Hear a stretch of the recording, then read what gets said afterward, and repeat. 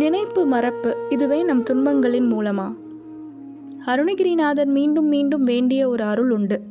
இரவு பகலற்ற நிலை, அதாவது நினைப்பு மறப்பு என்ற அலைச்சலை தாண்டிய ஞான நிலை. நாம் இன்று மகிழ்வது, நாளை கவலைப்படுவது, ஒரு கணம் இறைவனை நினைப்பது, மறுகணம் உலகில் மூழ்குவது, இந்த மாற்றங்களால் தான் மன அமைதி குலைகிறது. அதனால்தான் அருணகிரிநாதர் கூறுகிறார், இந்த நிலையை என் முயற்சியால் அடைய முடியாது, வேலுடைய விமலனின் அருளால் தான் முடியும் என்று. கஜேந்திரனை முதலை பிடித்த போது காத்தது திருமால், தேவர்களை சூரபத்மனிடமிருந்து காத்தது முருகப்பெருமான்.